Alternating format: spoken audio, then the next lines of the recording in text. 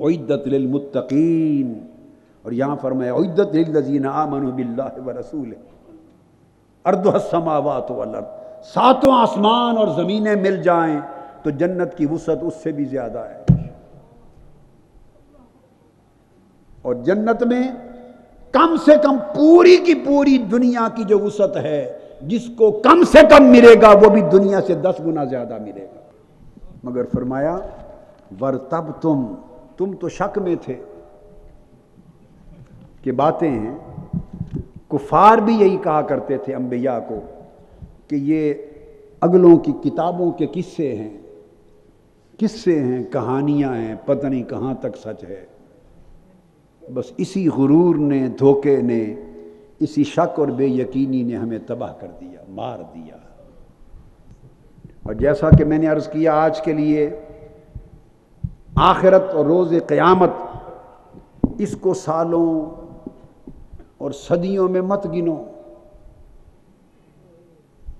موت کی شام، جس کی موت آئی اس کی قیامت آ گئی،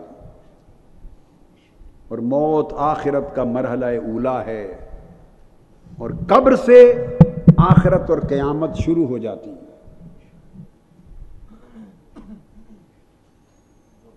اس لیے جو قبر میں بازی جیت گیا اسے قیامت کے دن کا کوئی خوف نہیں ہے۔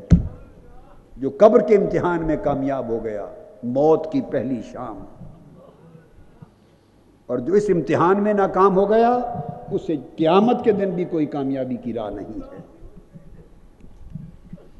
اس لیے قرآن مجید کہتا ہے سورہ انعام آیت نمبر 93 میں، میں اب یہ نقطہ لے رہا ہوں قبر کا، موت کا، کہ موت آخرت کا مرحلہ اولا ہے۔ جب میں کہتا ہوں اقتربت الساعہ، جب اللہ پاک نے آواز دی قیامت تمہارے سروں پر آ پہنچی، قیامت قریب آ گئی، تو اس کا مطلب یہ ہے کہ پھر کیلکولیٹ نہ کرو کہ قیامت سائنٹیفیکلی وقائع واقعات کے اعتبار سے کتنی قریب ہے، ہماری زندگی میں تو نہیں آتی۔ نہیں، بہت بڑا دھوکہ، یہی دھوکہ مار گیا۔ اے انسان، تیری قیامت تو تیری موت کی شام سے آ گئی، بس موت کی شام جو ہے وہ قیامت آ گئی، اور زندگی اور موت میں ایک قدم کا فاصلہ بھی نہیں ہے۔ یہ اقتربت الساعہ کا پہلا مرحلہ ہے جو آ گیا۔ اللہ رب العزت فرماتے ہیں وَلَوْ تَرَىٰ إِذِ الظَّالِمُونَ فِي غَمَرَاتِ الْمَوْتِ وَالْمَلَائِكَةُ بَاسِطُو أَيْدِيهِمْ أَخْرِجُوا أَنفُسَهُمْ الْيَوْمَ تُجْزَوْنَ عَذَابَ الْهُونِ بِمَا كُنتُمْ تَقُولُونَ عَلَى اللَّهِ غَيْرَ الْحَقِّ۔ اگر آپ اس وقت کا منظر دیکھیں، یہ آیت نمبر 92-93، اگر آپ اس وقت کا منظر دیکھیں جب ظالم لوگ موت کی سختیوں میں مبتلا ہوں گے، نافرمان لوگ، غافل لوگ، موت کی سختی، غمرات الموت، جب موت کی سختیاں اس کو دبوچنے کے لیے آگے بڑھیں گی، تو جب ظالم لوگ اس میں مبتلا ہوں گے، اگر آپ وہ منظر دیکھیں، اور زمین کی پشت پہ چلنے والے، زمین کے پیٹ میں چلے جانے والوں کو دیکھ،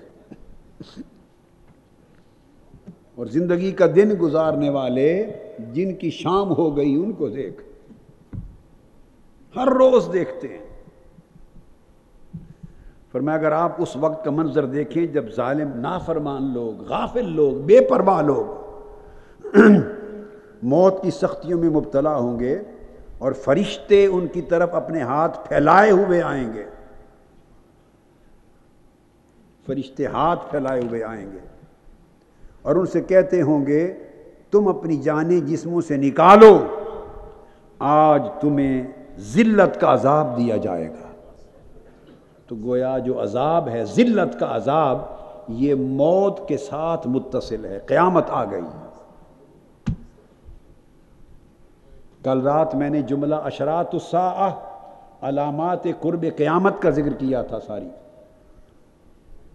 اور آج سے قیامت کا ذکر شروع ہے، اور قیامت کے ذکر میں میں نے کہا کہ پہلا مرحلہ موت کی شام، اس کی قیامت ہے۔ قبر اس کی قیامت ہے، یہی قریب آ گئی۔ ہمیں یوں سوچنا ہے، جب ملاقات کے لیے چلے گئے سیدنا فاروق اعظم اور سیدنا علی المرتضیٰ رضی اللہ تعالی عنہما،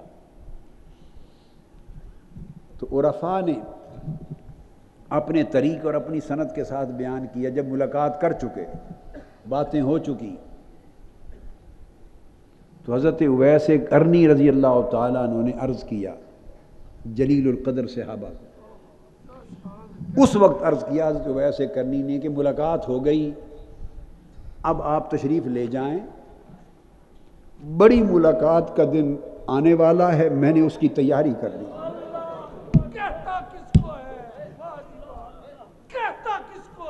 سیدنا عمر فاروق کو، حضرت عمر کو، حضرت علی کو، ان سے کہتے ہیں ویسے کرنی اب آپ تشریف لے جائیں، بڑی ملاقات کا دن آ گیا ہے، بڑی ملاقات کا دن آ گیا ہے اور میں نے اس کی تیاری کرنی ہے۔ جب بڑی ملاقات کو لوگ جاتے ہیں تو تیاری کر کے جاتے ہیں۔ ان آیتوں کے بعد میں وہ بتا رہا ہوں آگے کہ وہ ملاقات کون سی ہے، اس پر آ رہا ہوں میں آپ کو۔ دو ملاقاتیں ہونے والی ہیں، ایک اس کی، ایک ان کی۔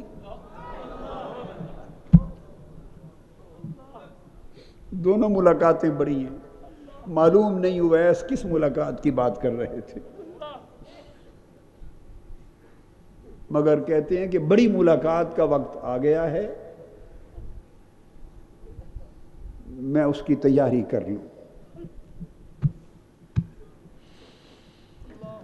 تو فرمایا جب فرشتے ہاتھ پھیلائے ہوئے ان کی جانیں جسموں سے نکالنے کا کہیں گے اور کہیں گے آج تمہیں ذلت کا عذاب دیا جائے گا، الیوم تجزون عذاب الہون، اہانت انگیز عذاب دیا جائے گا۔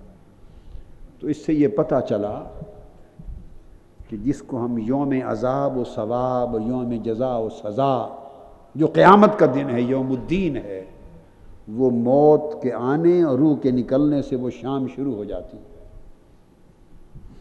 لہذا ہر شخص کے کان میں یہ گونجنی چاہیے آواز کہ اقتربت الساعہ، میری قیامت کی گھڑی آ پہنچی، میری قیامت کی گھڑی آ پہنچی۔